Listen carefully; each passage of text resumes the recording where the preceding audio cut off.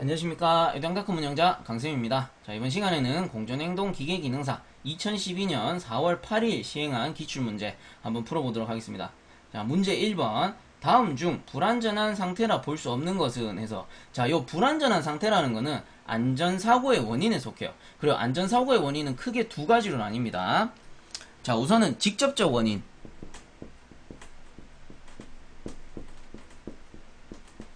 그리고 한 가지 뭐겠어요?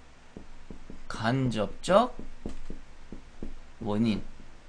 이렇게 되겠죠. 그래서 크게 이렇게 두 가지로 나뉘게 되고요. 그리고 여기서 직접적 원인 안에 불완전한 상태와 그리고 불완전한 행동이 속해 있는 거예요. 자, 그렇다면 여기서 말하는 불완전한 상태는 뭐냐? 그냥 이런 겁니다. 내가 작업해야 될 공간에 가연성 가스가 가득 차 있다.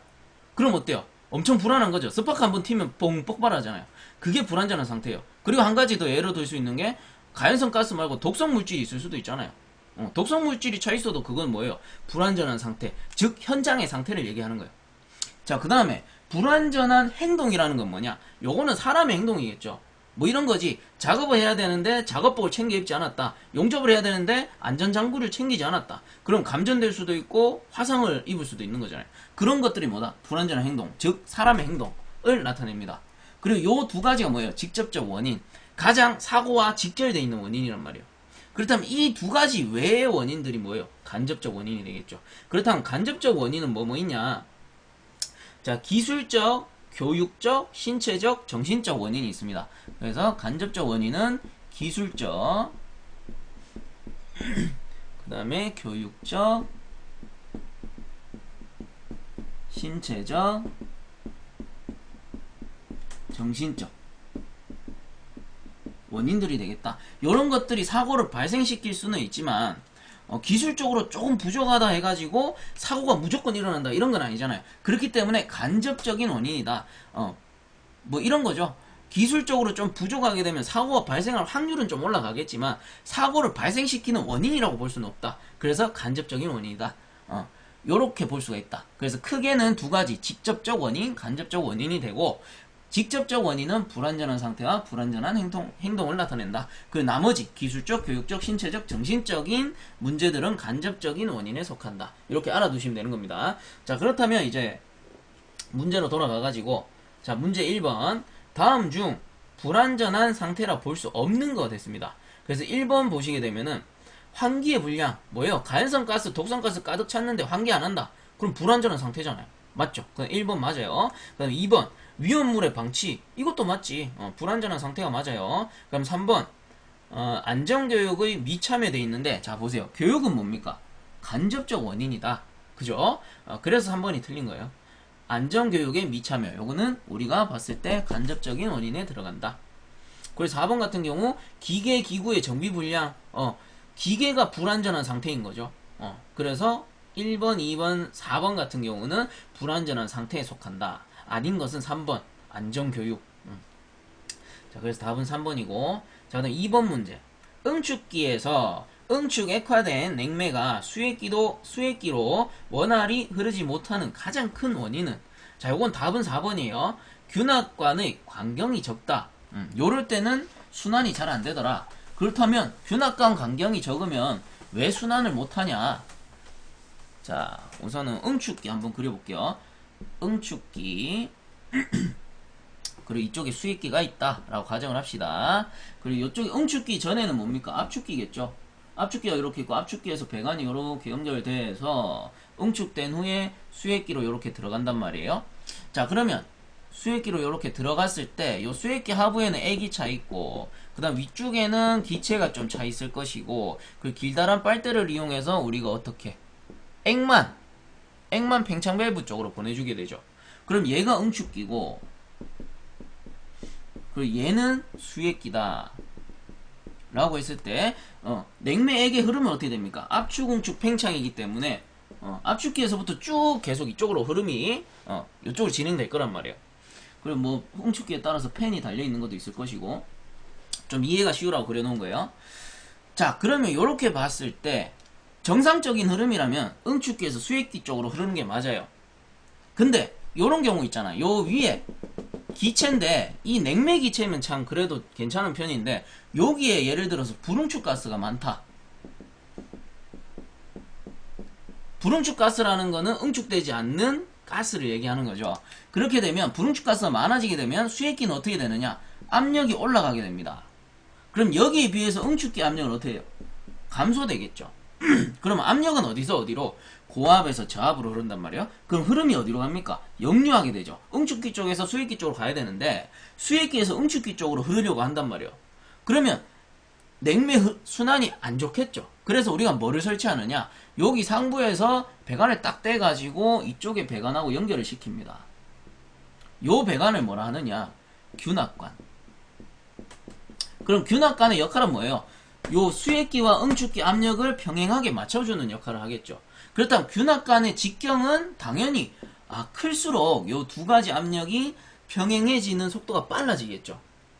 그래서 다시 보기에 보시면 문제 보고 보기 볼게요. 2번에 응축기에서 응축 액화된 냉매가 수액기로 원활히 흐르지 못하는 가장 큰 원인은 4번 균합관의 광경이 작다. 요 균합관의 광경이 작다. 그러면 압력의 대응이 늦으니까. 그래서 답은 4번이 되겠다. 2번의 답은 4번. 자, 다음 3번 문제.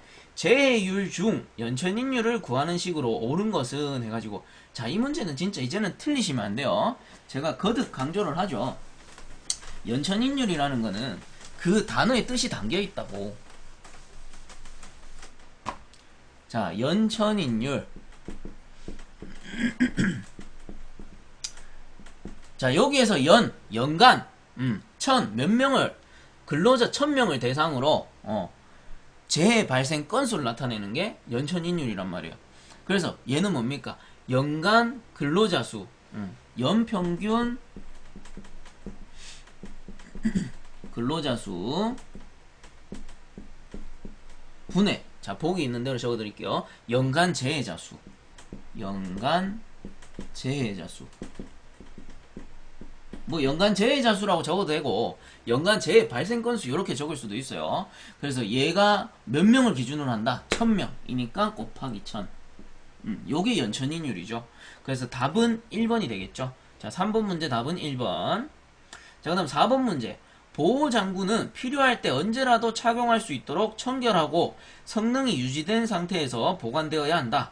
보관 방법으로 틀린 것은, 자, 1번에 광선을 피하고 통풍이 잘 되는 장소에 보관할 것. 당연한 소리죠. 그 다음 2번. 부식성, 유해성, 인화성 액체 등과 혼합하여 보관하지 말 것. 요것도 뭐 당연한 소리고. 그럼 3번에 모래, 진흙 등이 묻은 경우 깨끗이 씻고 햇빛에 말릴 것 돼 있는데, 자, 보호구를 뜨거운 직사광선, 햇빛에 말리게 되면 잘못하면 그 보호구가 변질될 수 있습니다. 그래서 3번, 햇빛에 말리는 게 아니고 그늘에 말린다. 서늘한 곳에 말린다. 요렇게 해야 맞아요. 그래서 4번의 문제, 4번에 틀린 답은 3번이 되는 거예요. 그 다음 4번 보면은 뭐 발열성 물질을 보관하는 주변에 가까이 두지 말 것. 이것도 당연한 소리죠. 폭발할 수 있으니까. 자, 그래서 답은 3번이 된다. 폭발하는 게 아니고 그 보호구가 그 열기에 의해서 손상될 수 있는 거죠. 가연성 가스랑 좀 헷갈렸네요. 그래서 4번의 답은 3번이 되겠다. 자, 다음 5번 문제. 냉동 제조 설비의 안전관리자의 인원에 대한 설명 중 올바른 것은, 자, 요런 복귀 문제는 그냥 외워버리세요. 답은 2번입니다. 냉동 능력이 100톤 초과 300톤 이하, 냉매가 프레온일 경우에는 200톤 초과 600톤 이하인 경우 안전관리원은 1명 이상이어야 한다. 요거 답만 외워버리세요. 자, 다음 6번 문제. 전기화재 발생 시 가장 좋은 소화기는, 자, 요거 문제답 그대로 나와요. 분말 소화기 4번입니다. 자, 그럼 7번 문제. 수공구 안전에 대한 일반적인 유의사항으로 잘못된 것은 해가지고, 자, 1번 사용 전에 이상 유무를 반드시 점검한다. 당연하죠. 그 다음에 2번 작업에 적합한 공구가 없을 경우 대용으로 유사한 것을 사용한다. 아니죠. 작업에 적합한 것을 사용해야지. 2번이 틀렸죠. 그 나머지 3, 4번은 맞는 거니까 한 번씩 읽어보시고요. 자, 다음 8번 문제. 냉동기의 메인 스위치를 차단하고 전기시설을 점검하던 중 감전사고가 있었다면 어떤 전기 부품 때문인가? 자, 요건 답은 1번 콘덴서입니다. 그래서 콘덴서란 게 뭐냐? 콘덴서. 요 장치가 하는 역할은 전하를 축적해요.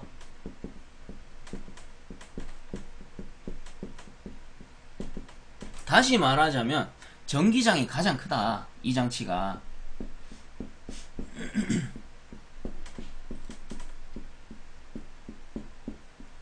이렇게 볼 수가 있는 거죠. 여기 이제 보기에서는 전기장의 세기가 가장 크다. 그 말인 즉슨 전기의 세기가 세다 보니까 감전의 위험이 가장 크다. 이렇게 이해를 하시면 된다는 거죠. 그래서 8번의 답은 1번 콘덴서가 되더라. 자, 다음 9번 문제. 산소 용접 중 역화현상이 일어났을 때 조치 방법으로 가장 적합한 것은, 역화 일어났을 때 당연히 가스밸브 제일 먼저 잠가야 되죠. 그래서 답은 1번 아세틸렌 밸브를 즉시 닫는다. 이렇게 되겠죠. 자, 다음 10번 문제. 고압 전선과 저압 가공선이 병가된 경우 접촉으로 인해 발생하는 것과 변압기의 1, 2차 코일의 절연 파괴로 인하여 발생하는 현상과 관계가 있는 것은 해가지고, 자, 여기에서 고압 전선과 저압 전선, 저압 가공선이 병가됐다 돼 있는데, 병가라는 게 뭐냐면은, 자, 전기 작업에 있어서 병가되다.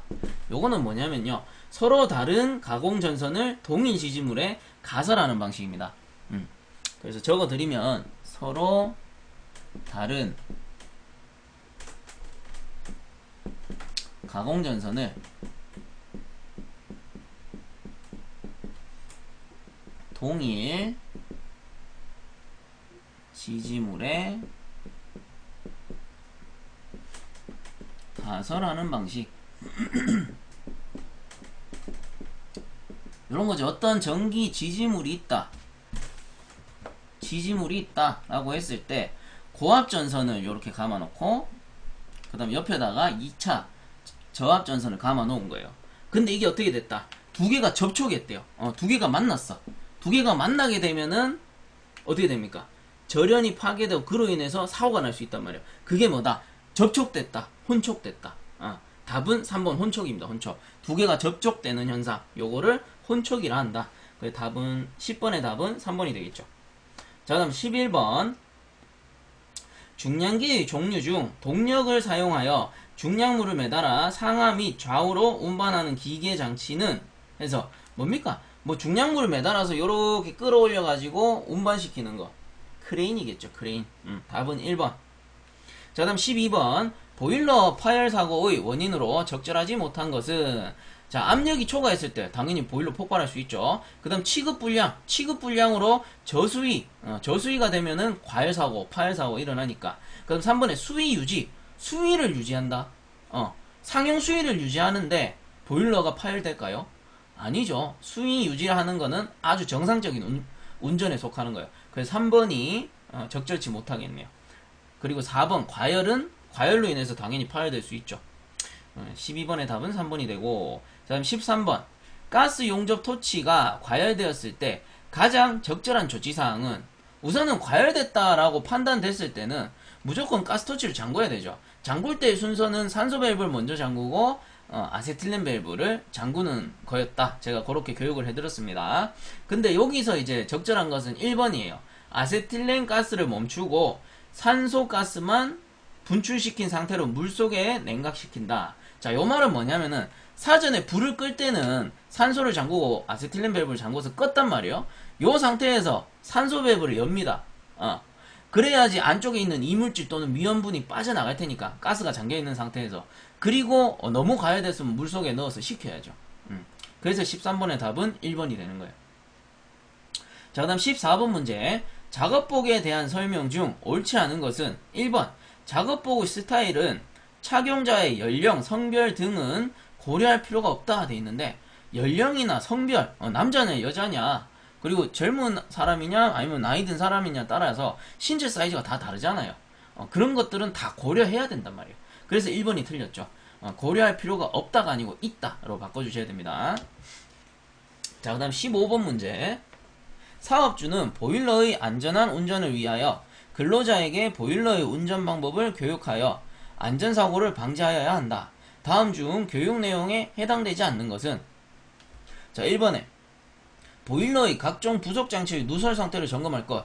당연한 거죠. 자, 그 다음에 2번 압력 방출 장치, 압력 제한 스위치, 하용 검출기의 설치 및 정상 작동 여부를 점검할 것. 이것도 당연한 소리고. 그럼 3번에 압력 방출 장치 개방된 상태를 확인한다 돼 있는데, 압력 방출 장치라는 건 뭐예요? 일종의 안전장치잖아요.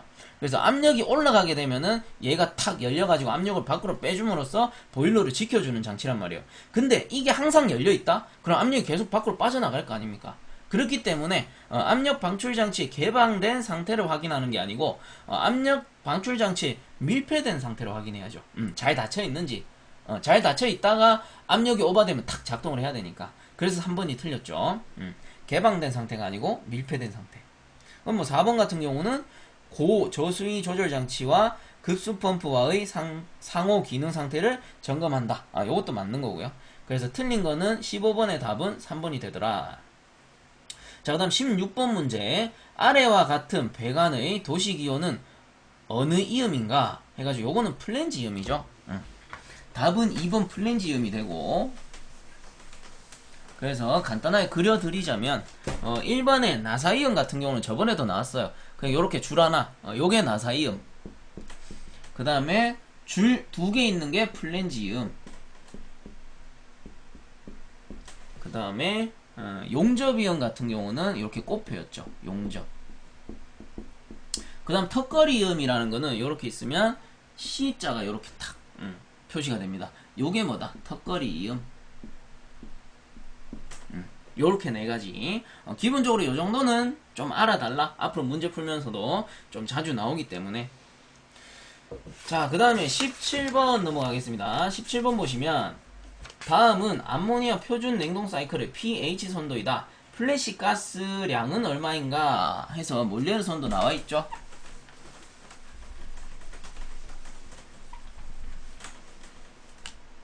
자, 몰레르 선도가 이렇게 그려져 있고요. 그 다음에 pH 선도 요렇게 연결이 돼 있죠. 자, 그리고 수치값 같은 경우는 397, 얘가 452, 그 다음에 여기가 128, 이렇게 해가지고 요점이 84로 돼 있네요. 자, 그러면은 간단하게 봅시다. 몰레르 선도 한번 정리한다 생각하시고, 우선 여기 압축, 응축, 팽창, 증발이 되죠. 그렇다면 여기에서 실제적 냉동 효과를 보는 부분은 어디다? 요 증발 구간. 그래서 만약에 증발 효율이라기 하긴 좀 그런데, 증발 능력 또는 뭐 냉동 효과라고 하면은 397 빼기 128을 하는 거예요. 그럼 냉동 효과가 나오는 것이고, 근데 이 전체 중에 요 냉매는 이 전체만큼 들어갔단 말이야. 습증기 구역 안에 이만큼의 열량을 발생할 수 있는 양의 냉매가 들어갔는데, 실제적으로는 요만큼만 증발해서 냉동 효과를 보고, 나머지 얘들은 뭡니까? 플래시 가스라 해서 못 쓰는, 냉동 효과가 없는 그런 가스가 된단 말이야. 증발기에 들어가기 전에 미리 증발해버렸기 때문에. 그래서 요 플래시 가스가 뭐예요? 못 쓰는 가스다. 냉동 효과에서 배제되는 가스다. 그래서 어떻게? 그 관행 각도를 줘가지고 요 플래시 가스를 감소시켜주면은 냉동 효과가 증가한다. 요런 내용도 있었죠. 그렇다면 17번 문제. 플래시 가스의 양은 얼마인가? 요 구간이니까 128 빼기 84 하시게 되면은 44 kcal per kg이 되겠더라. 요런 내용이 되는 거죠. 그래서 17번의 답은 1번이 되죠. 1번 44 kcal per kg. 자, 그 다음 18번 문제. 영국의 마력 1hp를 열량으로 환산할 때 맞는 것은?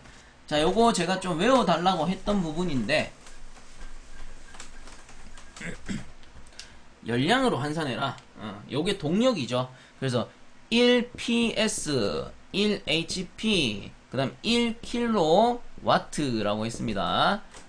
그럼 얘들을 이제 킬로칼로리로 바꾸게 되면 1ps라는 거는 632였죠. 632 킬로칼로리 퍼 아워. 그 다음 1hp라는 거는 641 킬로칼로리 퍼 아워. 그럼 1킬로와트라는 거는 860 킬로칼로리 퍼 아워의 열량으로 나타낼 수 있었다. 그렇다면 여기서 찾는 열량은 얼마입니까? 641. 1hp는 641 킬로칼로리 퍼 아워다. 요거 세 가지는 무조건 외워야 된다. 라고 했죠. 자, 그다음 19번. 인계점에 대한 설명으로 맞는 것은, 자, 인계점이라는 게 뭐였습니까? 몰레르 선도가 이렇게 있다. pH 선도가 있다. 라고 하면은, 자, 이렇게 그려놓고, 요 가운데 점이 뭐예요? 요게 인계점이란 말이에요. 인계점. 그리고 인계점 우측에 있는 선이 건포화 증기선, 인계선 좌측 구간 요 선이 포화 X선. 이렇게 우리가 나타냈었죠. 자, 그렇다면 여기서 맞는 거는 읽어보시면 1번이 되겠죠. 1번. 어느 압력 이상에서 포화액이 증발이 시작된과 동시에 건포화 증기로 변하게 되는데, 포화 X선과, 자, 포화 X선과 건포화 증기선이 만나는 점. 요게 인계점이다. 그래서 19번의 답은 1번. 자, 다음 20번 문제. 냉동장치의 배관에 있어서 유의할 사항으로 틀린 것은, 자, 1번에 관의 강도가 적합한 규격이어야 한다. 이건 뭐 당연한 소리겠죠. 그럼 냉매의 종류에 따라 관의 재질을 선택해야 된다. 맞죠? 암모니아는 강관, 동관은 프레온은 동관. 이렇게 얘기를 했었죠. 그리고 뭐 다른 냉매 종류에 따라서도 관의 재질을 잘 선택해야 될 거고. 자, 다음 3번에 관 내부의 유체 압력 손실이 커야 된다 돼 있는데, 압력 손실이 커지면 어떻게 돼요? 냉동 효과 또는 냉동 효율이 감소하잖아요. 그렇기 때문에 유체 압력 손실은 작을수록 좋다. 3번이 틀렸죠. 자, 그 다음 4번 같은 경우는 뭐 관의 온도 변화에 의한 신축을 고려해야 된다. 이거 당연한 소리고. 그래서 20번에 틀린 답은 3번. 자, 그 다음 21번. 지열을 이용하는 열펌프의 종류가 아닌 것은, 요거 맞추라고 주는 문제입니다. 지열 뭐예요? 땅의 열이란 말이에요.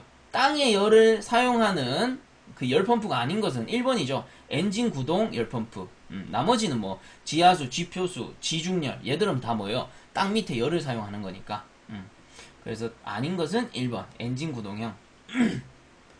자, 다음 22번. 2단 압축 1단 팽창 냉동 사이클에 대한 설명 중 옳은 것은 1번 단단 압축 시스템에서 압축비가 작을 때 사용된다 되어 있는데, 2단 압축하는 이유가 뭐예요? 1단 압축하면서 압축비가 커지게 되면 압축기의 그 토출가스 온도가 올라가고 윤활유가 타나 열화함으로써 압축기가 고장날 수도 있고 그에 따른 악영향들이 발생한단 말이에요.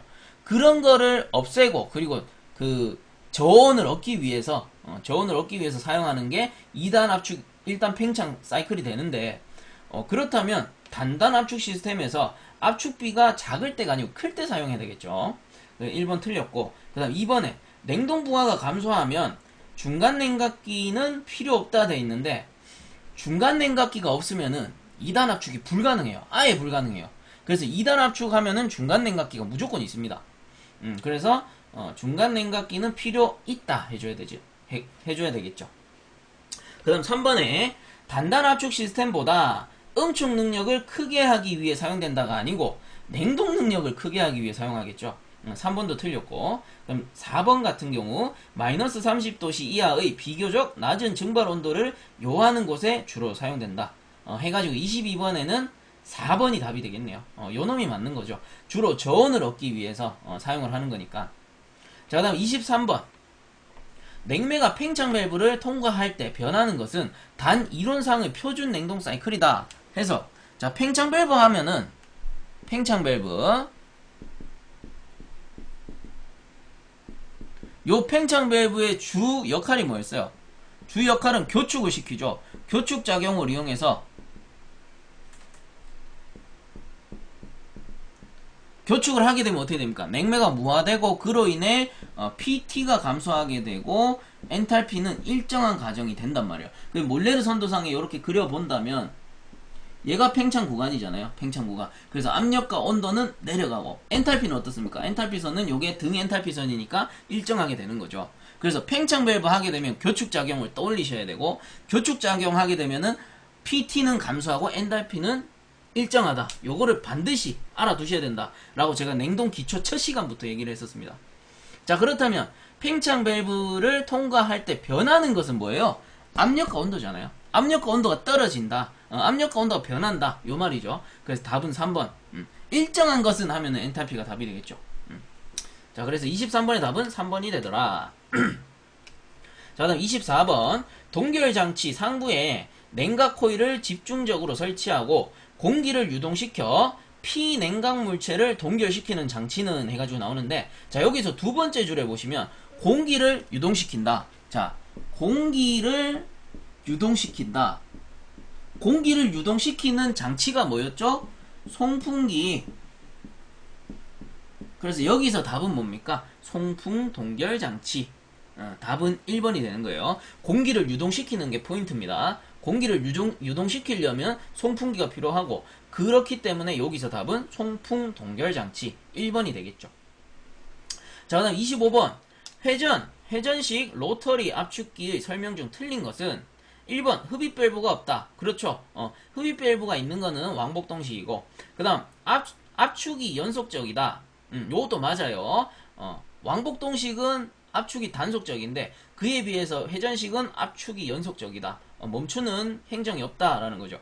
그 다음 3번에 회전수가 200rpm 정도로 매우 적다 돼 있는데, 회전식인데 rpm이 적으면 안 되겠죠. 그래서 회전식은 1000rpm 이상입니다.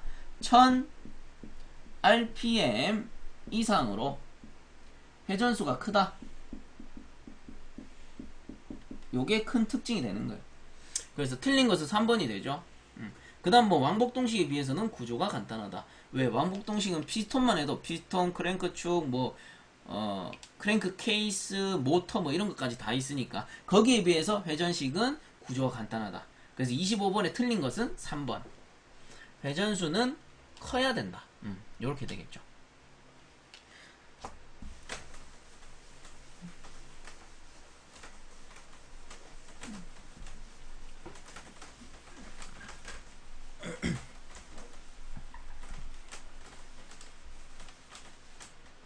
자, 다음 26번. 다음 그림과 같이 20A 강관을 45도 엘보에 나사 연결할 때 관의 실제 소요 길이는 약 얼마인가? 단 엘보 중심 길이 25mm, 나사 물린 길이가 13mm이다 해서 요 45도 엘보를 이음해서 45도로 이렇게 꺾인 배관이 나오는데요. 제가 설명을 위해서 45도 엘보 대신에 90도 엘보로 설명을 좀 해드린 후에 풀어보도록 하겠습니다. 자, 90도 엘보.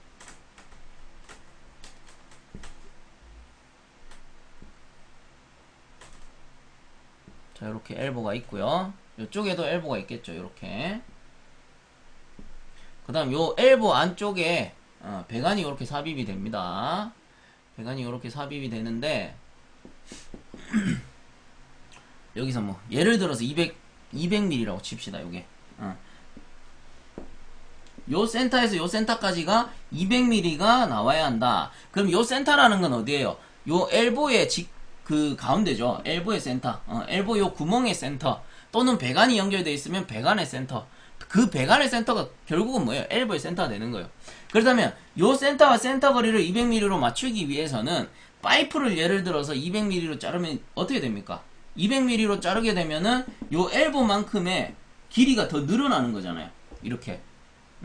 이렇게 늘어나는 거잖아요. 그래서 센터 값이 200mm보다 훨씬 커질 수밖에 없죠.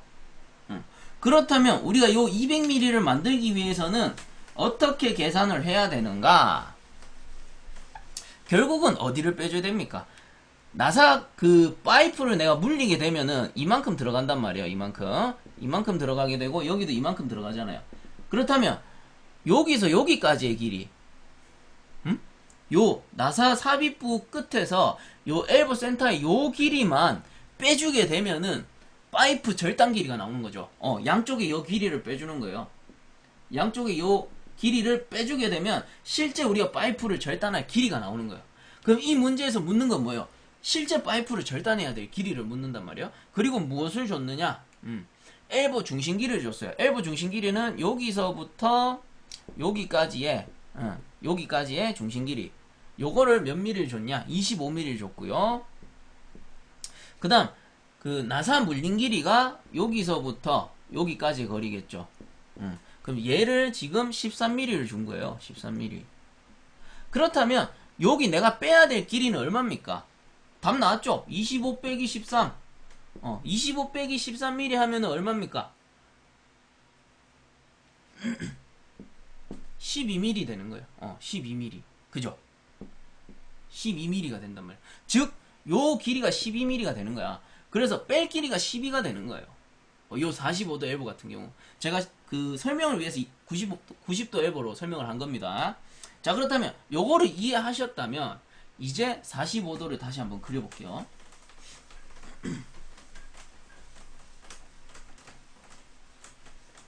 자, 이제는 진짜 45도 엘보입니다. 요렇게 요렇게. 그럼 파이프가 요렇게 연결이 되고, 그 다음에 여기도 똑같이 45도 이렇게 연결이 되겠죠. 그렇다면 요 중심 길이, 요 45도 중심 길이와 요 45도 중심 길이에서 요 나사 물린 길이, 요 나사 물린 길이, 요 거리가 얼마라는 겁니까? 요 거리가 방금 계산했죠. 25 빼기 13 해가지고 얘가 12mm였단 말이에요. 즉 뺄 길이가 양쪽 다 12mm가 되는 겁니다. 그렇다면 요 전체 치수, 요 센터에서 요 엘보의 센터에서 요 엘보의 센터까지의 요 거리에서 요 12, 12를 빼주면 돼요. 하지만 문제는 뭐야? 요 대각선의 길이는 안 나와 있어요. 대신에 뭐가 나와 있다? 요 높이, 얘가 200mm, 그 다음에 요 가로 길이가 나와 있어요. 또 요것도 200mm. 그럼 요게 뭡니까? 결국은 우리가 요렇게 그릴 수 있잖아요. 이렇게 직각삼각형이 되는 거죠. 직각삼각형. 그럼 직각삼각형을 그렸을 때 요 A변, B변, C변이 있습니다. C변. 그렇다면 여기서 나오는 공식이 뭐였어요? A의 자승 더하기 B의 자승은 C의 자승이다. 이거 뭐죠? 피타고라스 정리라고 했습니다. 그렇다면 우리가 필요한 값은 요 C 값이잖아요. 여기가 C잖아요. 요게 A, B, C 값이 된단 말이에요. 그렇다면 C는 어떻게 구합니까? 자, 요거 요렇게 갖고 올게요. C는 요 자승 넘어가니까 루트 A 자승 더하기 B의 자승이 되더라. 자, 그럼 요 공식 가지고 풉니다. 파란색으로 마저 풀까요? 자, 루트 A의 자승은 얼마? 200의 자승. 200의 자승 더하기 B는 B도 역시 200이잖아요. 더하기 200의 자승. 자, 이렇게 구해보시면 282.84가 나오네요. 282.84mm가 나온다. 자, 그렇다면 요 길이가 어딥니까? 여기부터 여기까지의 대각선 길이가 요 C의 값이 뭡니까? 282.84mm라는 겁니다. 그렇다면 282.84mm가 요 엘보의 센터 값이 나와야 되는데 282.84를 바로 파이프로 잘라버리면 어떻게 길어지죠. 그렇기 때문에 빨길이 얼마? 12mm. 그럼 결과적으로 282.84 빼기 12 더하기 12 양쪽 다 빼줘야 되잖아요. 요렇게 되는 거죠. 그래서 요렇게 마지막으로 계산을 해보게 되면 258.8 나오네요. 이렇게 나옵니다. 그래서 이 문제는 그냥 외워서 푸신다기보다는 뺄 길이가 어떻게 나오고 그 뺄 길이를 어떤 식으로 대입을 해주느냐, 그리고 대각선의 길이를 구하는 공식, 피타고라스의 정리, 요거까지 좀 알아두셔야 되죠. 그래서 한번 이해만 하시면 아주 쉬운 문제예요. 어떻게 변형돼서 나와도 맞출 수 있는 문제고, 요 문제 같은 경우는 실제로 에너지 실기에서도 사용이 되죠. 에너지 실기에서는 도면 보는 법에 요런 문제가 속해 있으니까. 자, 그래서 26번의 답은 2번이 되겠고요. 자, 다음 27번. 냉동장치의 냉매 개통 중에 수분이 침입하였을 때 일어나는 현상을 열거한 것 중 잘못된 것은? 자, 1번. 유리된 수분이 물방울이 되어 프레온 냉매 개통을 순환하다가 팽창 밸브에서 동결한다. 그렇죠. 프레온 냉매는 그렇고. 자, 다음 2번. 침입한 수분이 냉매나 금속과 화학 반응을 일으켜 냉매 개통의 부식, 윤활유의 열화 등을 일으킨다. 요것도 맞고요. 그럼 3번에 암모니아는 물에 잘 녹음으로 침입한 수분이 동결하는 장애가 좀 적은 편이다. 요것도 맞아요. 그럼 4번에 보시면 R12는 R22보다 많은 수분을 용해하므로 팽창 밸브 등에서의 수분 동결 현상이 적게 일어난다 돼 있는데, 자, 요거는 위에 방금 3번에서 나왔죠. 암모니아가 물에 잘 녹아서 수분 동결 현상이 조금 작은 편이고, 프레온은 수분 동결 현상이 심한 편입니다. 그래서 4번이 틀렸어요. 27번의 답은 4번. 자, 그 다음에 28번. 팽창밸브 선정시 고려할 사항 중 관계없는 것은, 자, 요거는 1번입니다. 관의 두께가 아니고 관의 직경이에요. 관의 두께라는 건 뭐예요? 배관이 이렇게 있으면 요 안쪽에 요 두께를 얘기하는 거잖아요. 요 두께보다는 관의 직경, 관이 크냐 작냐, 요게 중요해요. 팽창밸브는. 그래서 1번이 틀렸어요. 두께보다는 직경. 그 나머지는 냉동기의 능력, 그다음 사용 냉매의 종류, 그다음 증발기의 형식 및 크기에 따라서 팽창밸브가 바뀌겠죠. 그래서 28번의 답은 1번이 된다. 자, 29번에 순저항 R만으로 구성된 회로에 흐르는 전류와 전압과의 위상관계는, 자, 이건 좀 외워주세요. 문제다 그대로 나와요. 4번 동위상이다. 자, 다음 30번. 전자냉동은 어떤 원리를 이용한 것인가? 전자냉동기 펠티어 효과죠. 답은 3번. 자, 다음 31번. 다음 용어 설명 중 잘못된 것은 1, 2, 3번은 읽어보시고요. 4번에 보시면 냉방 해가지고 실내 공기에 열을 가하여 주위 온도보다 높게 하는 방법. 자, 실내 공기에 열을 가해서 주위 온도보다 높게 하는 거는 냉방이 아니고 난방입니다. 4번 틀렸죠. 자, 다음 32번 문제. 증발식 응축기에 관한 설명으로 옳은 것은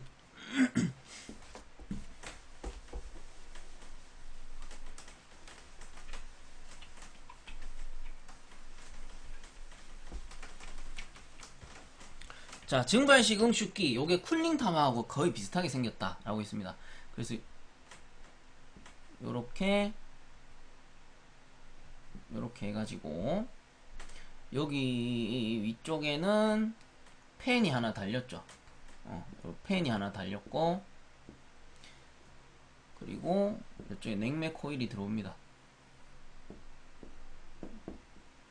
냉매가 이쪽으로 들어오게 되고, 그 다음 하부는 뭡니까? 하부는 냉각수겠죠? 얘들은 냉각수. 냉각수를 어떻게 하냐? 이렇게 위쪽에 연결해서 노즐을 통해 가지고 쫙 살수를 시킵니다. 여기에는 펌프가 있을 것이고, 그러면 어떻게 돼요? 팬으로 쭉 빨아내면서 냉각수를 살포시키기 때문에 차가운 냉각수가 뜨거운 냉매, 응축기니까 이쪽에는 그냥 간단하게 압축기라고 할게요. 압축기에서 흐름이 반대네. 거꾸로 그렸네요. 압축기가 위에 달려야 되네. 자, 이쪽 압축기 쪽에서 넘어오는 고온고압의 기체란 말이에요. 기체 냉매죠, 정확하게 얘기하면.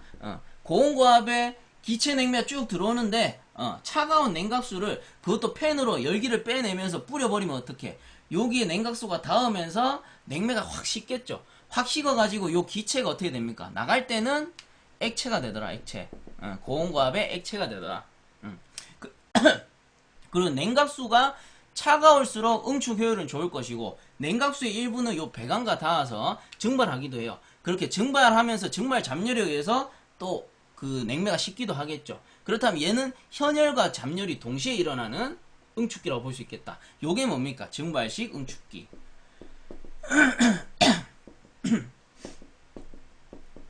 가장 큰 특징은 쿨링타워랑 거의 비슷하게 생겼다. 자, 그래서 옳은 것은 1번입니다. 일반적으로 물의 소비량이 순행식 응축기보다 현저하게 적다. 왜? 효율이 좋거든. 응축을 잘 시켜요. 다른 응축기에 비해서.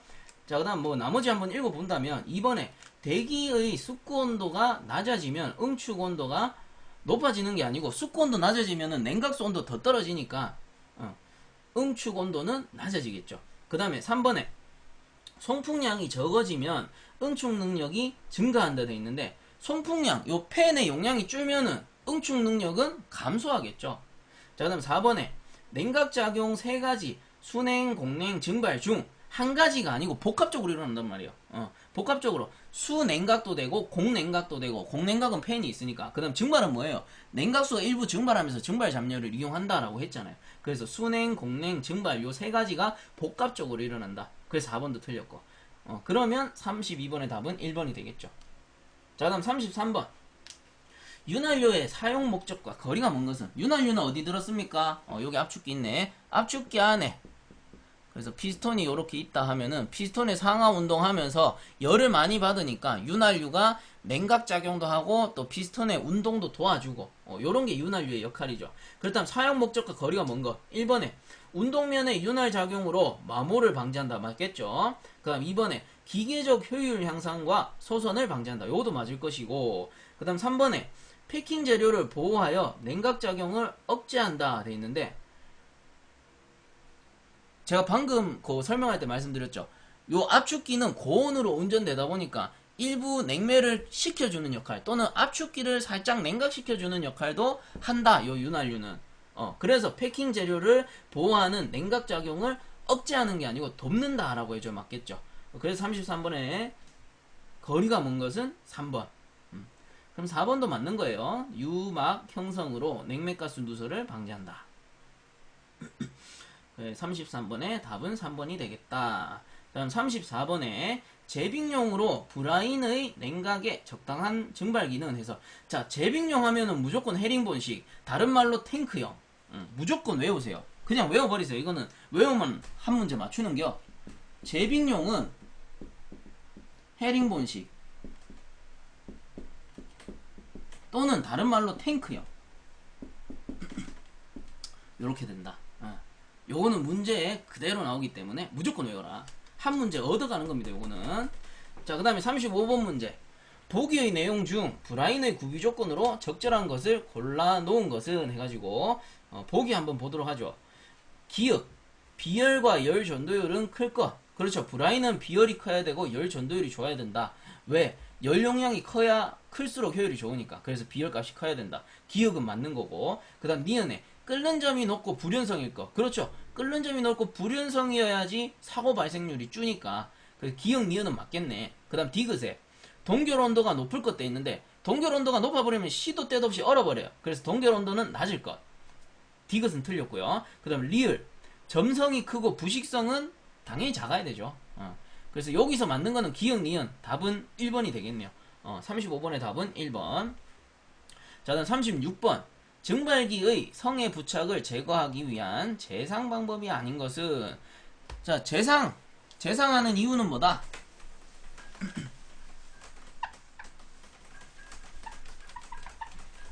냉동기를 장시간 운전하다 보면 압축기가 있으면, 증발기만 그릴게요. 증발기 이렇게 딱 그려놓으면 증발기부터 요 배관에 뭐가 낍니까? 적상이 끼잖아. 얼음이 낀단 말이에요. 요 얼음이 많이 끼면, 두껍게 끼면 어떻게 됩니까? 증발기의 전열을 방해하죠. 그로 인해서 냉동효과가 감소되니까 그것을 막기 위해서 매 시간마다 또는 뭐 이제 정해진 시간 또는 얼음의 두께를 측정해 가지고 요 얼음을 녹여주는 작업, 재상을 해줘야 된단 말이에요. 그래서 재상을 해줘야 된다. 근데 요 재상의 종류가 아닌 것은이에요. 그럼 보기 한번 보면은 1번에 전열 재상, 뭐야, 전극봉 또는 뭐 절연선을 이용해서 그 뜨거운 전선을 감아가지고 거기에 전기를 딱 넣으면은 얼음이 녹는 형태. 요게 전열 재상. 그 다음 핫가스 재상은 뭐다? 요쪽 응축기 쪽에서 나오는 고압 핫가스, 뜨거운 가스를 증발기 쪽, 증발기 입구에 보냄으로써 얼음을 녹이는 방법. 근데 3번에 보시면 살살포 돼 있는데, 산 뿌려버리면 어떻게 돼요? 배관 부식돼요. 잘못하면 배관 녹아요. 그래서 3번 산을 살포한다. 이건 말이 안 되는 거죠. 물을 뿌리면 뿌렸지 산을 살포한다? 3번 틀렸죠. 이거 어찌 보면 상식적인 문제. 그럼 4번에 부동액을 살포한다. 요거는 맞겠죠. 36번에 아닌 것은 3번. 자, 그럼 37번. 온도가 다른 두 물체를 접촉시키면 열은 고온에서 저온의 물체로 이동한다. 이것은 어떤 법칙인가? 자, 열역학 법칙인데 간단하게 설명을 해보자면, 두 가지 어떤 고체가 있다. 고체 물질이 존재를 한다. 그래서 얘가 A 물체, 얘가 B 물체다. 그러면 A 물체의 온도는 좀 높아요. 그 다음 B 물체의 온도는 좀 낮아요. 그러면 어떻게 됩니까? 고온에서 저온으로, 열은 항상 고온에서 저온으로 이동하려는 성질이 있죠. 그래서 요 고온에서 저온으로 이동을 한다. 요게 뭐예요? 열이동. 열이동을 나타내는 게 열역학 제 2법칙이었습니다. 열 이동의 원리, 열역학 제2법칙. 고온에서 저온으로 이동한다. 근데 이동을 하다 보면요, 어느 순간 계속 놔두다 보면은 어떻게 돼요? 두 가지의 온도가 같아져요. 두 가지 온도가 같아져. 두 가지 온도가 같아져요. 요 같아지는 거를 뭐라 합니까? 열평형이라 하죠. 열평형. 그래서 열평형 법칙은 몇 법칙이었습니까? 열역학 제 0법칙이었어요. 요거 두 가지 구분을 해줘야 되죠. 요런 문제는 좀 많이 헷갈릴 수 있습니다. 그럼 문제를 한 번 더 곱씹어 읽어보자면, 온도가 다른 두 물체를 접촉시키면 열은 고온에서 저온으로 고온에서 저온의 물체로 이동한다. 열 이동을 나타낸 거니까 답은 뭡니까? 2번 열역학 제2법칙. 그래도 37번 같은 경우는 문제가 친절한 편이에요. 왜? 0법칙을 보기에 넣어 놓지 않았잖아요. 그래서 요런 문제는 좀 친절한 편이고, 만약에 좀 섞어낼 수는 있겠죠. 열평형 법칙은 몇 법칙인가? 그럼 열역학 제0법칙이 되는 거고, 열 이동을 나타내는 법칙은 몇 법칙인가? 열역학 제2법칙이 되는 거다. 이렇게 딱 구분을 해서 알아두시면 좋겠죠.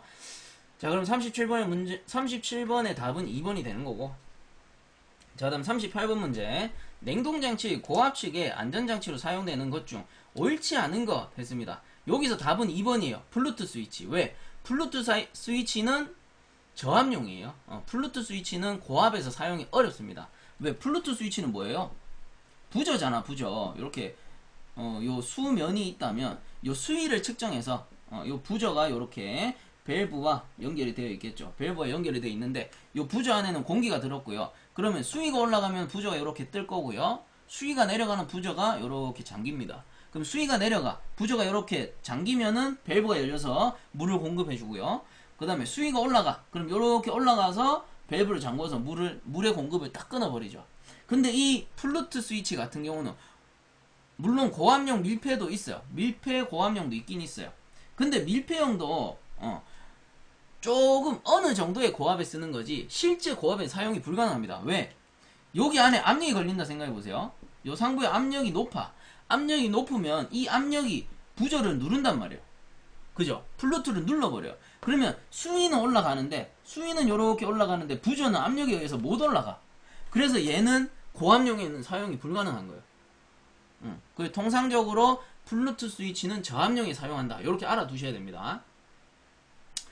자, 그래서 38번의 답은 2번이 되겠다. 고압 측의 안전장치로 사용할 수 없는 거, 플루트 스위치. 자, 다음 39번 문제. 저항 3옴과 유도 리액턴스 4옴이 직렬로 접속된 회로의 역률은 해가지고, 자, 여기서 역률 구하는 공식 하나 알려드릴게요.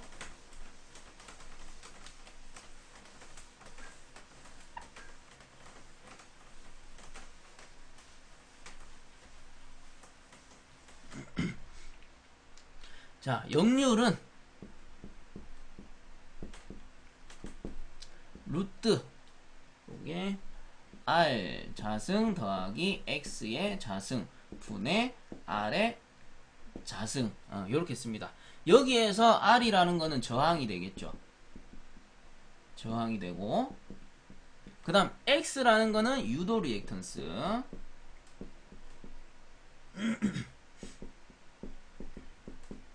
자, 그렇다면 그대로 넣어본다면 루트, 자, 저항이 얼마? 3옴 3의 자승 더하기 X 유도 리액턴스가 4옴, 그렇다면 4 자승 분의 R 값이 3이니까, 요 자승이 아니에요. 죄송합니다. 요거는 위에 건 자승이 아니고 그대로 3 해서 요렇게 구해 보시게 되면은 답은 0.6이 나오더라 해서 답은 3번이 됩니다. 자, 요거는 역률 공식 하나 좀 외워주시면 되겠죠. 자, 그 다음 40번 문제. 접점에 대한 문제인데요. 어차피 실기에 넘어가면 좀 접점에 대해서도 알아야 되니까 간단하게 좀 설명을 드리겠습니다. 접점이라는 거는 크게 세 가지고, 단순하게는 두 가지예요. 크게 세 가지는 나중에 실기 넘어가서 제가 그 실기 강의 이미 찍어 놓은 거 있으니까 그거 보시면 될 것 같고, 우선은 크게 두 가지다. A 접점, B 접점을 나눕니다. 그렇다면은, 자, 요렇게 그릴 수 있어요. A 접점 같은 경우는 A 접점, B 접점 이렇게 두 가지가 있고, A 접점을 쓸 때는 어떻게 쓰느냐, 요렇게 써요. 그 다음 B 접점은 그리게 되면은 요렇게 그리게 됩니다. 그 다음에 세로로 그리게 되면은 A 접점은 요렇게 그리게 되고요. 그 다음 B 접점 같은 경우는 세로로 그리게 되면 요렇게 그리게 돼요. 자, 그렇다면 A 접점, B 접점 차이가 뭐냐? A 접점이라는 거는 처음에 떨어져 있어. 접점이 떨어져 있어. 그러면 전기가 요렇게 해가지고 여기까지 딱 들어왔다가 떨어져 있으니까 스위치를 작동시키기 전에는 이쪽으로 통과하지 못하죠. 근데 B 접점 스위치는 어때요? 얘가 바가 붙어 있단 말이에요. 붙어 있기 때문에 전기가 요렇게 통해서 요 바로 통해 가지고 이렇게 흐르고 있어요. 흐르고 있는 상태야.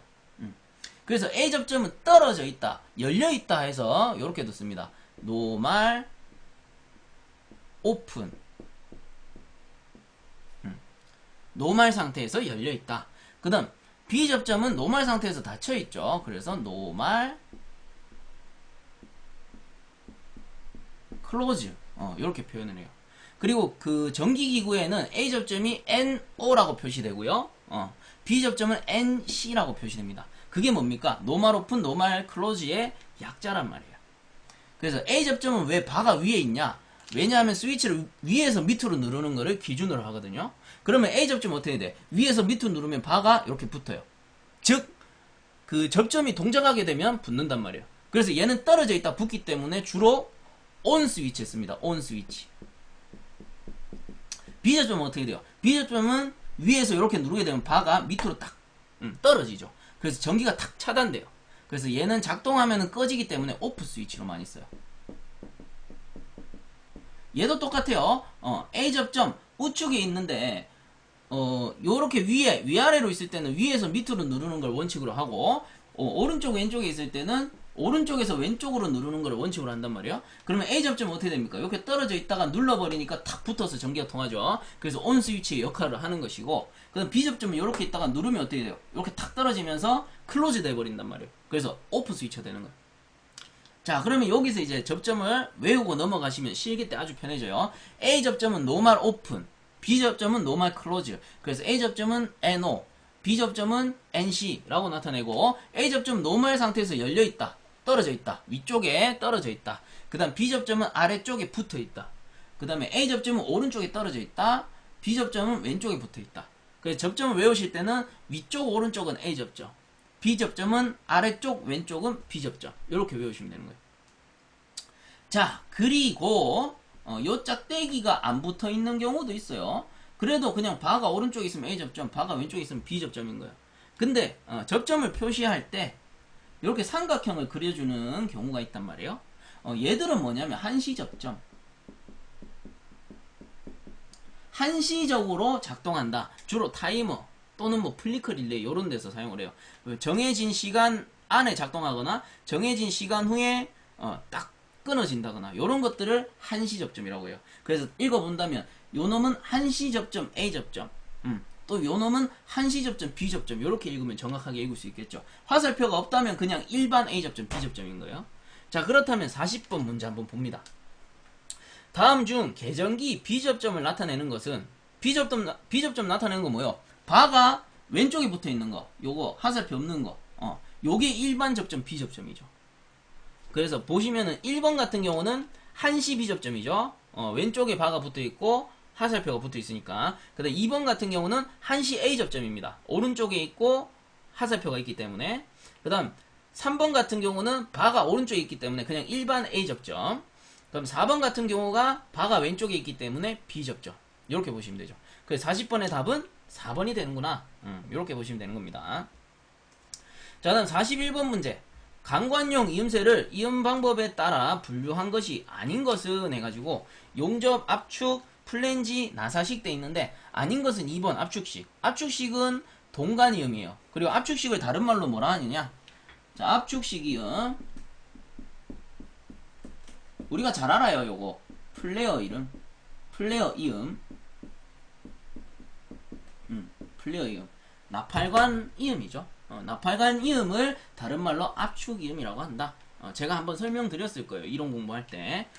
그래서 요 압축이음이라는 건 플레어이음이라고 해서 동간을 이어 붙일 때 사용한다. 나팔관이음. 41번의 답은 2번. 자, 그럼 42번. 암모니아 냉매의 특성에 대한 설명으로 틀린 것은 1번 동 및 동합금 아연을 부식시킨다. 맞죠? 그 다음 2번에 철강을 부식시킨다. 1번에 답이 나왔는데 철강을 부식시킨대요. 틀렸죠? 동 및 동합금을 부식시키는 게 맞죠? 그래서 42번에 틀린 거는 2번. 자, 그럼 43번에 이중효용 흡수식 냉동기에 대한 설명 중 옳지 않은 것은, 자, 이중효용 흡수식 냉동기래요. 이게 뭔지를 알아야 되겠죠?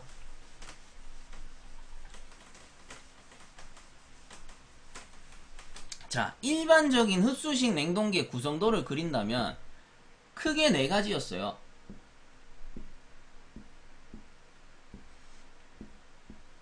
자, 재생기. 재생기를 다른 말로 발생기라고도 하죠. 재생기, 응축기, 증발기, 흡수기. 얘들이 기본적인 흡수식 냉동기의 4대 구성 요소였고요. 그 다음 재생기와 흡수기 같은 경우는 이렇게 연결되어 가지고 중간에 뭐가 있습니까? 열교환기. 4대 구성 요소는 아니지만 재생기와 흡수기가 있으면 기본적으로 열교환기는 필수적으로 들어가줘요. 효율을 높이기 위해서. 근데 이제 문제에서 묻는 이중 효용 흡수식 냉동기라는 건 뭐냐면은 요 재생기 있죠. 요 재생기가 한 개 더 붙은 거. 보조 재생기가 한 개 더 있습니다. 그래서 요 보조 재생기와 흡수기도 당연히 연결이 되어 있겠죠. 그리고 요 사이에 열교환기도 연결이 되어 있을 거고. 즉 이중 효용 흡수식 냉동기는 뭐예요? 재생기가 2개고요. 자, 1개, 2개. 열교환기도 어떻게 돼요? 각각 1개, 2개가 있는 요게 이중효용 흡수식 냉동기예요. 근데 설명을 옳지 않은 것은, 자, 한번 보면은 1번에 단중효용 흡수식 냉동기에 비해 효율이 좋다. 왜? 재생기 2개잖아요. 자, 그 다음에 2번 재생기가 2개가 있다. 맞죠? 그럼 3번에 2개의 증발기가 있다. 증발기는 1개밖에 없어요. 증발기는 1개밖에 없어. 그래서 틀린 것은 3번. 4번 같은 경우 2개의 열교환기를 가진다. 맞죠? 열교환기도 2개다. 그래서 43번에 틀린 것은 3번이 되겠다. 자, 그럼 44번 문제. 배관의 부식을 방지하기 위한, 부식 방지를 위해 사용하는 도료가 아닌 것은, 요건 4번입니다. 탄산 마그네슘. 탄산 마그네슘은 보온제였어요. 자, 그럼 45번. 증발 온도가 낮을 때 미치는 영향 중 틀린 것은 증발 온도가 낮을 때. 그려보면 되죠. 우리 몰레르선도 그려보면 웬만한 답은 다 나오죠. 자, 몰레르선도 기본적으로 몰레르선도 이렇게 있었다. 너무 디테일하게 그리진 않을게요. 설명을 위한 거니까. 자, 기존에 요렇게 냉매 선도, 몰레르 선도가 있었는데 여기서 원하는 건 뭡니까? 증발 온도가 낮아졌대요. 증발 온도, 요게 증발기잖아요. 증발 온도 낮아지면 요렇게 되겠지. 그래서 요런 식으로 낮아지게 되겠죠. 요렇게. 자, 그러면은 기존의 몰레르 선도보다 요게 압축비잖아요. 압축비는 어떻게 돼요? 늘어났죠. 압축비는 늘어나게 되고, 그럼 냉동 효과는 기존에 요거였는데,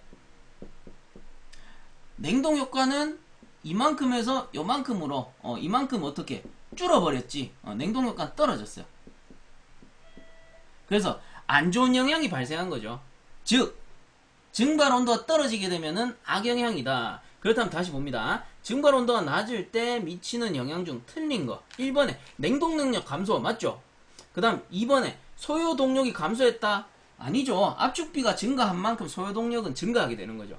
그래서 2번이 틀린 거죠. 소요 동력은 증가한다. 그 다음 3번에 압축비 증대로 인한 실린더 과열 맞고요. 그 다음 성적 개수 저하가 된다. 그래서 냉동 능력 떨어지고 효율 떨어지고 압축비가 늘어나기 때문에 압축기 안에 오일 탄화열화되고 그로 인해서 악영향들 다 생기게 되는 거죠. 전기세는 많이 발생하고. 그래서 45번에 틀린 답은 2번이 되겠다. 소요동력 감소가 아니고 증가. 이렇게 바꿔줘야 됩니다. 자, 다음 46번. 시간당 5000m 삼승의 공기가 지름 80cm의 원형 덕트 내를 흐를 때 풍속은 약 몇 미터 퍼 세크인가? 자, 풍속.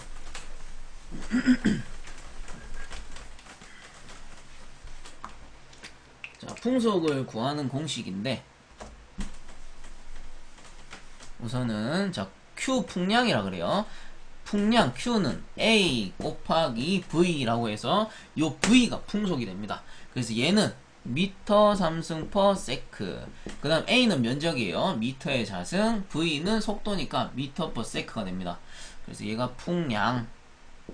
시간당 얼마만큼의 풍량이 흘러갔냐, 뭐 공급이 됐냐. 그 미터 자승 얘는 면적이 되겠죠. 그 다음 미터 퍼 세크 얘는 속도가 되고요.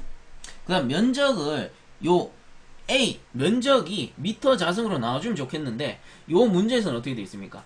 공기가 지름 80cm의 원형 덕트래요. 그래서 지름이 나와 있단 말이야. 그렇기 때문에 지름을 면적으로 바꿀 때는 요 A가 어떻게 바뀌냐, 4분의 파이 D의 자승으로 바뀝니다. 요렇게 해주면 이제 면적을 구할 수 있단 말이야. 그럼 그대로 한번 넣어볼게요.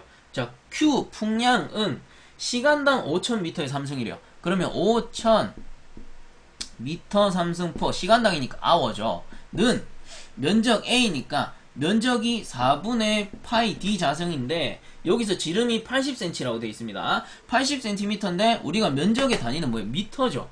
미터기 때문에 요 녀석을 100을 나눠주면 0.8 0.8의 자승이 되는 거고, 곱하기 속도가 얼마냐? 우리가 V 값을 구해야 된단 말이에요. 자, 그렇다면 V 값은, V는 얘가 내려가죠. 4분의 파이 0.8 자승 분의 5000이 되는 거죠. 자, 요렇게 해서 구해보시면은 요 값이 9952.23 9952.23 미터 퍼 아워가 나옵니다. 왜? 얘가 아워였거든.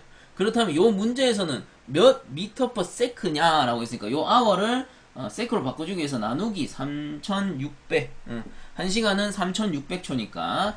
자, 요렇게 구해주시게 되면은 요 녀석 답이 23은 2.76 미터 퍼 세크가 되더라 해가지고 답은 3번이 되겠네요. 자, 그 다음 47번 문제. 감습 장치에 대한 내용 중 옳지 않은 것은 감습. 1번에 압축 감습 장치는 동력 소비가 작다 돼 있는데, 압축 감습이라는 거는 압축기를 쓰기 때문에 동력 소비가 큽니다. 그래서 1번이 틀렸어요. 자, 그 다음 48번 문제. 공기조화의 개념을 가장 올바르게 설명한 것은 해가지고,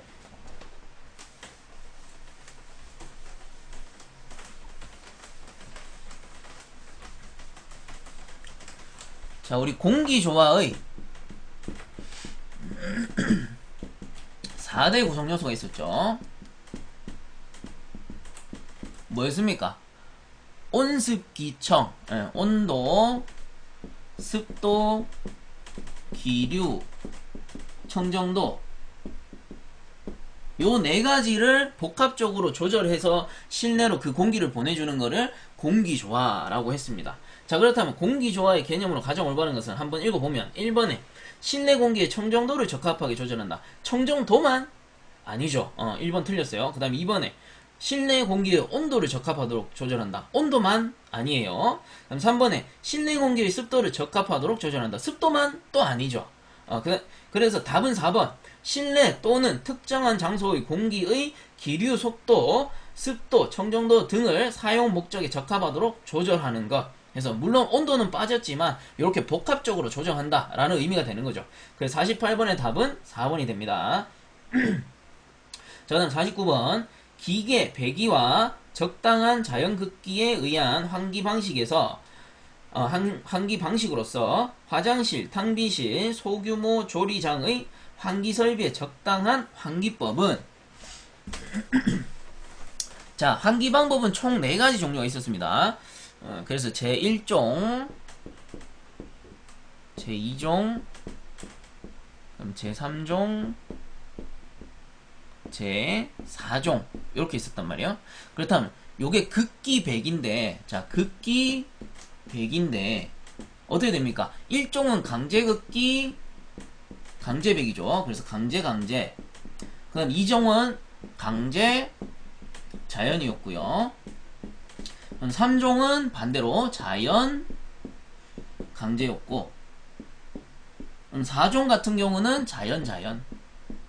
그래서 4종은 자연한계였죠.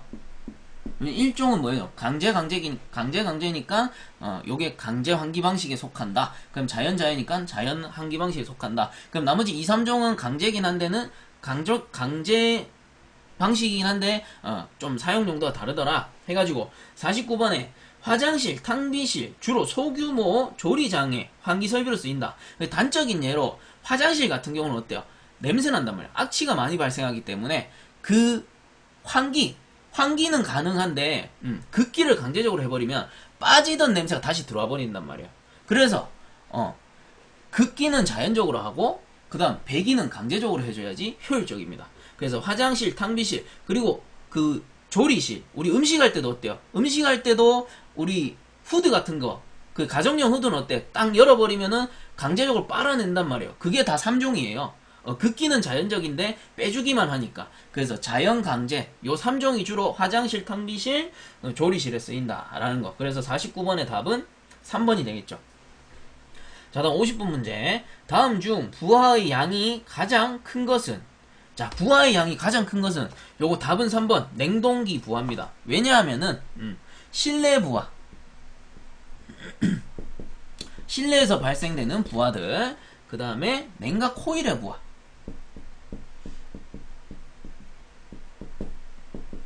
그리고 또 한 가지 뭐예요? 외기 부하. 이 녀석들을 모두 합쳐놓은 게 뭐예요? 결국은 냉동기의 부하가 된다.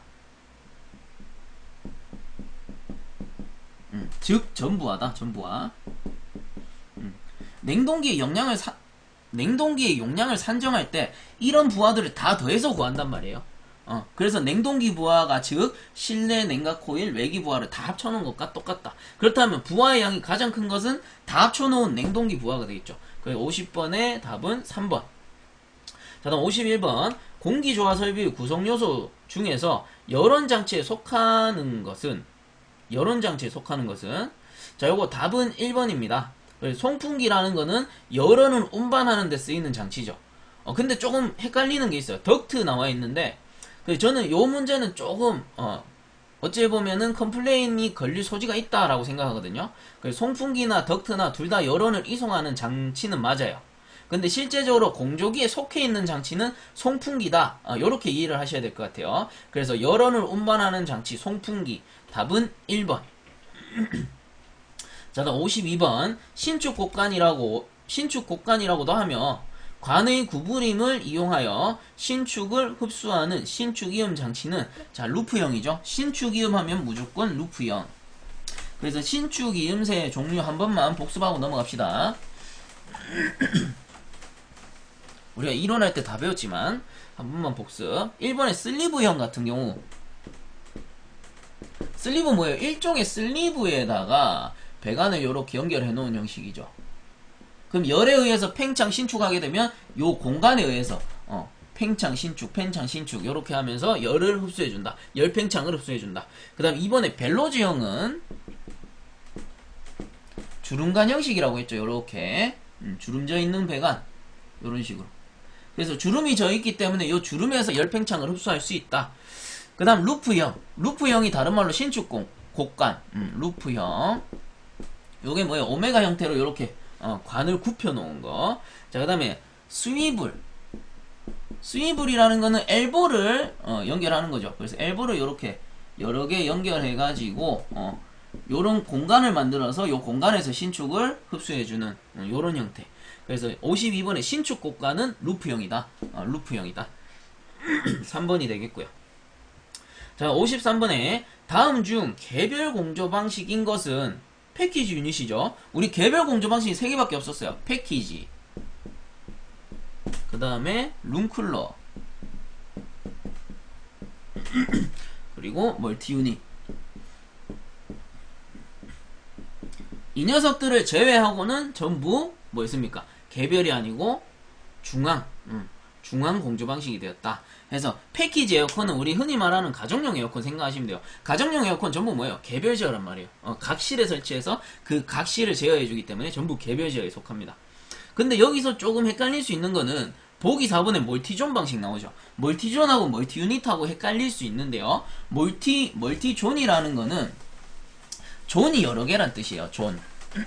그래서 어떤 실내 건물에 도면을 그려본다면 이렇게 있으면 요 건물 안에도 각각의 존이 존재한단 말이에요. 그래서 요런 1, 2, 3, 4, 5, 6번의 존 여러 개의 존이 존재하고 여기다가 난방하는 또는 냉방하는 공기조화 방식을 전부 멀티존 방식이라고 하는 거예요. 그럼 멀티존 방식에는 물론 개별식도 적용이 될 수 있지만 전공기 방식 뭐예요? AHU가 있으면 덕트가 있으면 이렇게 뿌려버리잖아요. 기계실에 공조기가 하나 있으면 이렇게 뿌려버리기 때문에 이건 뭐예요? 중앙 방식에 속한단 말이에요. 그래서 개별 방식도 되고 중앙 방식도 되기 때문에 얘는 답이 아닌 거예요. 그래서 멀티 유닛이라는 건 뭐다? 각 실에 각각의 유닛을 설치함으로써 여러 개의 유닛을 설치해 놓은 거. 즉 가정용 에어컨을 여러 대 설치해 놓은 거예요. 그러면 당연히 개별식인 거죠. 그래서 53번의 답은 당연히 패키지 유닛 방식. 패키지 유닛 방식이 가정용 에어컨이다. 이렇게 알고 있으면 된다. 자, 다음 54번. 어느 실내 온도가 25도씨이고 온수 방열기의 방열 면적이 10m 자승, EDR인 실내의 방열량은 얼마인가? 자, EDR이 상당 방열 면적이었죠. 자, 그렇다면 우리가 난방 구하는 공식이 요런 게 하나 있었습니다. Q는 EDR 곱하기 스몰 q라고 해가지고 얘가 난방부와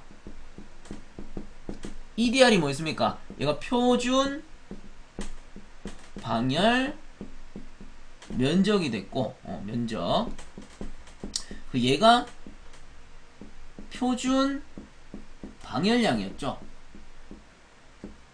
그래서 온수는 650이었고 냉수 아니죠 잘못 적었습니다. 죄송해요. 자, 증기 난방이 650이었고 온수 난방이 450이었습니다. 그 단위로 나타내자면 난방 부하는 kcal/h가 되고 표준 방열 면적이니까 미터의 자승. 표준 방열량은 kcal/m/h였어요. 그러면 요거 두 개를 곱하니까 미터 자승 사라져서 kcal/h라는 난방 부하가 나온 거죠. 자, 그렇다면 그대로 넣습니다.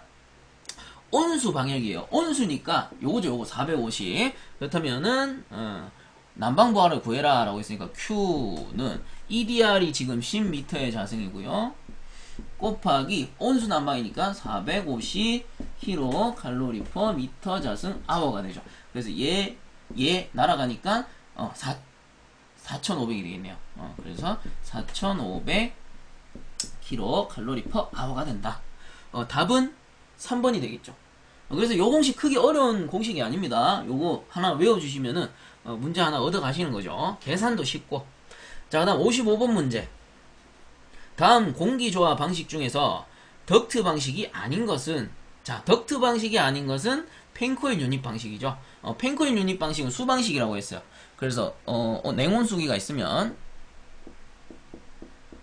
실내에다가 조금만 지울까요? 실내에다가 펜코일 유닛을 설치하고 여기다 어떻게 냉수 또는 온수 배관을 연결해서 물을 보내니까 수방식이다. 수방식. 요게 냉온수기 또는 뭐 흡수식 냉동기 이렇게 되겠죠. 그래서 55번의 답은 1번. 자, 다음 56번.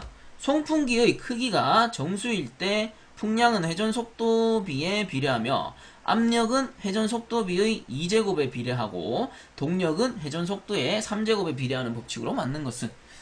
자, 요거 답은 상사법칙이죠. 상사법칙이고 상사법칙 하면은 제가 무조건 요거는 외우라 했습니다.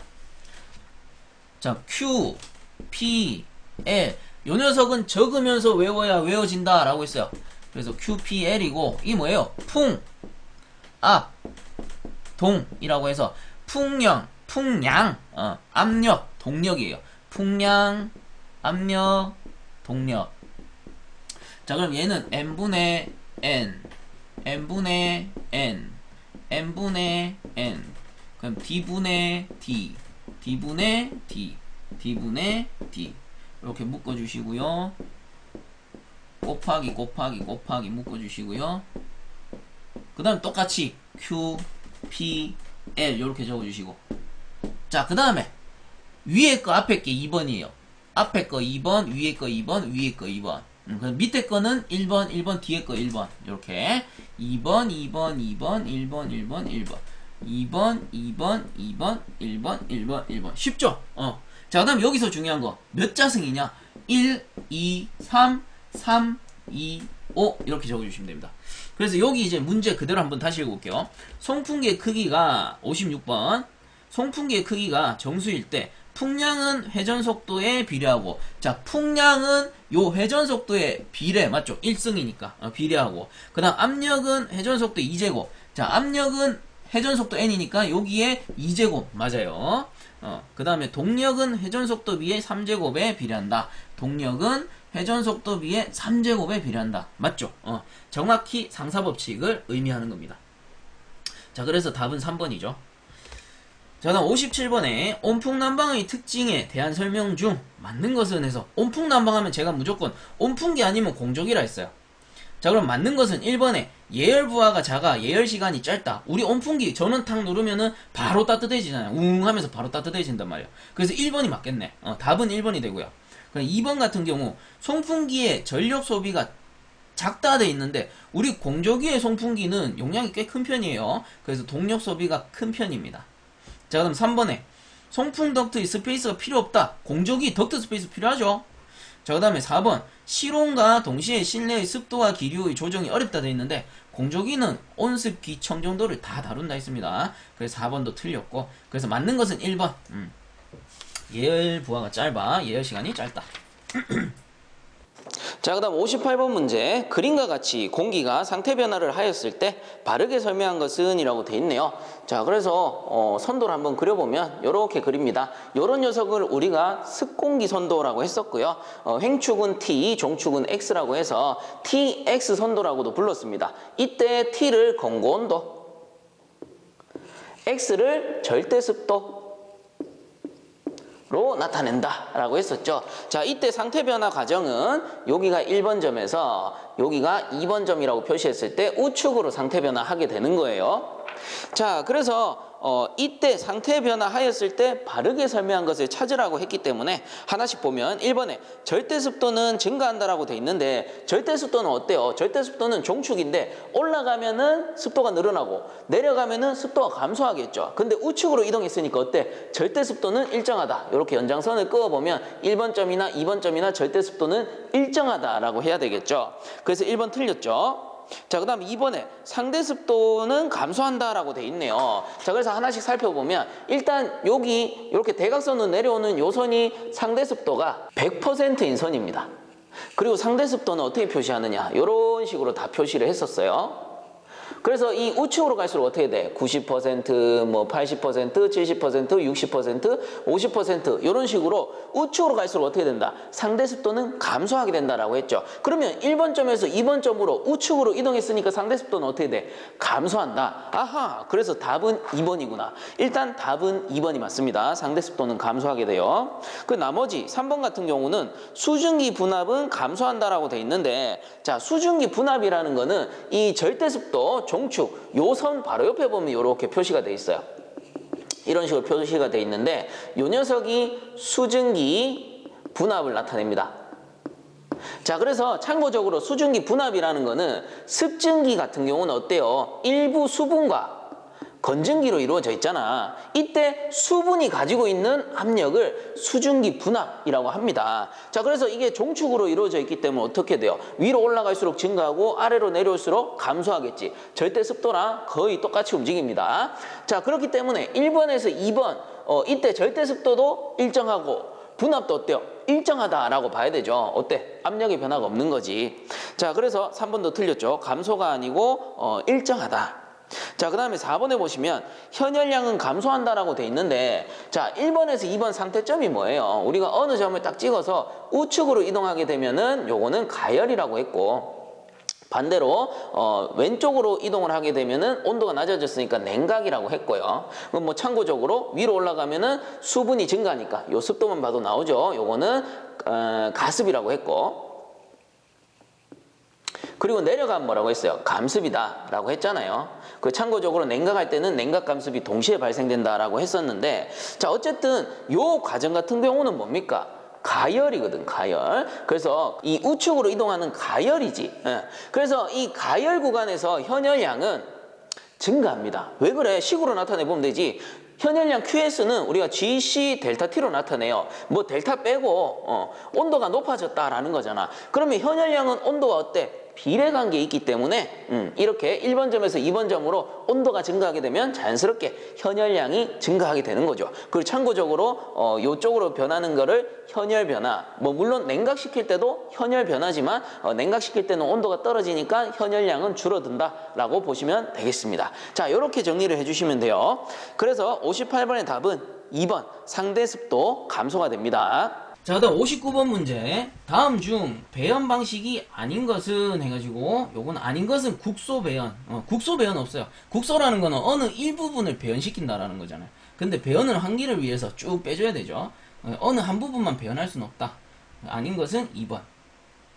자, 다음 60번. 실내 공기의 흡입구 중 펀칭 메탈형 흡입구의 자유 면적비는 펀칭 메탈형의 관통된 구멍의 총 면적과 무엇의 비율인가? 자, 이건 좀 외워주세요. 전체 면적. 1번이 답이 됩니다. 자, 그래서 문제 푸시느라 고생들 많이 하셨고요. 본 강의가 도움되셨다면 유튜브 에듀강닷컴 검색 후에 구독과 함께 영상 하단에 보시면 따봉 버튼 있으니까 다운 버튼 한 번씩만 눌러주시면 감사하겠습니다. 자, 수고들 많이 하셨습니다.